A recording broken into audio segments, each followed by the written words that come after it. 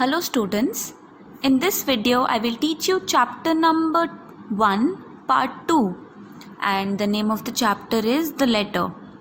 इस वीडियो में मैं आपको चैप्टर 1 का पार्ट 2 द लेटर पढ़ाऊँगी. पहले मैं आपको इंग्लिश में रीड करके समझाऊँगी, फिर मैं आपको हिंदी में बताऊँगी ताकि आपको सब कुछ समझ आ जाए. पूरा वीडियो देखने के बाद अगर आपको कुछ नहीं समझ आता है तो आप मुझे पूछ सकते हैं, मैं आपको वो वापस समझा दूँगी.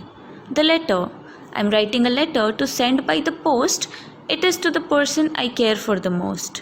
So over here, this tiny little girl, she is writing a letter to somebody who is very important to her and she cares for her a lot. And after writing the letter, she is going to send the letter by the post. It means that she is going to go to the post office and post the letter so that the person she is writing to she will receive it. इस paragraph का ये मतलब है कि ये लड़की उसके लिए लेटर लिख रही है जो इसके लिए बहुत इम्पॉर्टेंट है, और लेटर लिखने के बाद वो इस लेटर को जाके पोस्ट कर देगी. हम जब किसी के लिए लेटर लिखते हैं हम उस लेटर को पोस्ट कर देते हैं ताकि हम जिसके लिए लिख रहे हो उसे ये लेटर मिल जाए. I write the date clearly and put the address and begin, dearest mummy, did anyone guess? So now while she is writing the letter, she writes the date very clearly and she puts the address and she starts writing. She writes, Dearest Mummy. She further writes, Did anyone guess? It means, did anyone guess when she mentioned that she is writing it to the person she cares for the most? Did anyone guess that she cares the most for her mama? इस paragraph का ये मतलब है कि उसने letter लिखना शुरू किया था. पहले उसने डेट लिखा, फिर एड्रेस लिखा. एड्रेस हम क्यों लिखते हैं लेटर पे? ताकि हम जिसके लिए लिख रहे हो और हम जब उसे पोस्ट ऑफिस भेजें तो वो बताए हुए एड्रेस पर ही वो लेटर पहुँचे. उसके बाद उसने लिखा था डियरेस्ट मम्मी. क्वेश्चन यहाँ पे लिखा हुआ है ब्रैकेट में, डिड एनीवन गेस? इसका मतलब ये है कि जब उसने पहले ऊपर बताया था कि मैं ये उसके लिए लेटर लिख रही हूँ जिससे मैं सबसे ज़्यादा प्यार करती हूँ, जो मेरे लिए सबसे ज़्यादा इम्पॉर्टेंट है, क्या किसी ने सोचा था कि वो मेरी मम्मा हो सकती है? तो यहाँ पे ये लिखा हुआ है कि ये लेटर वो अपनी मम्मा के लिए लिख रही थी, इसीलिए उसने लिखा dearest mummy. Moving on to the third paragraph. My pen travels slowly all down the long sheet because I'm so anxious to keep it all neat. So over here, the little girl is saying that she is writing the letter very slowly on the long sheet. Why? Because she is worried, she is nervous that she might not do neat work. So she is doing it slowly so that it is very neat. The letter is very neat. इस paragraph का ये मतलब है कि ये जो लड़की है ये बहुत धीरे धीरे लेटर लिख रही है उस पेपर पे, क्योंकि ये नहीं चाहती कि इसका जो लेटर है वो गंदा हो जाए. ये बहुत ही नीट एंड टाइडी स्लोली बहुत सुंदर से लिख रही है ताकि कोई गलतियाँ ना हो और बहुत सुंदर से वो उसे लिखे. I carefully blot it to dry up the ink, such nice blotting paper, the color is pink. So in this paragraph she's saying that she's very carefully writing up everything because she wants to do it neatly.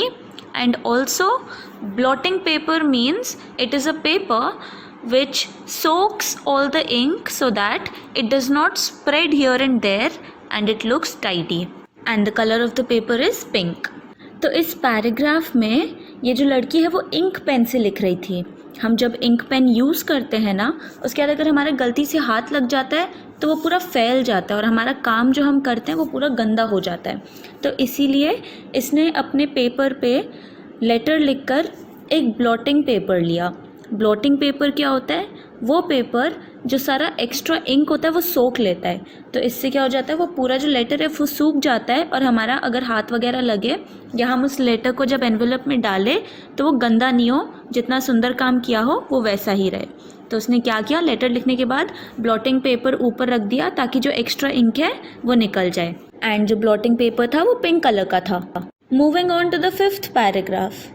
I turn the page over and then goes my pen till lastly come kisses, there's just room for 10.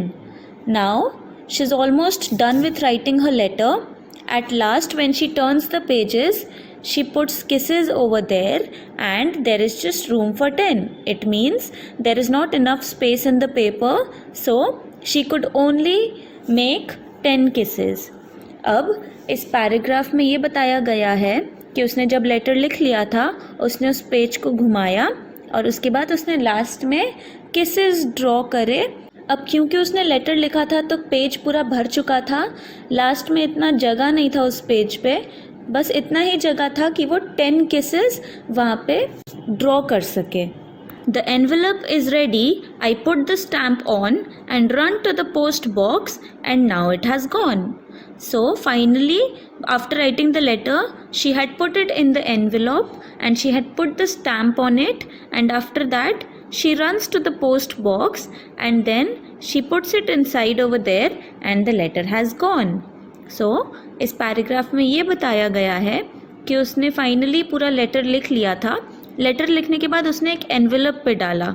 Envelope में डालने के बाद उसने वहाँ पे stamp लगाया। उसके बाद स्टैम्प के बिना हम लेटर पोस्ट नहीं कर सकते, तो उसने स्टैम्प लगाया।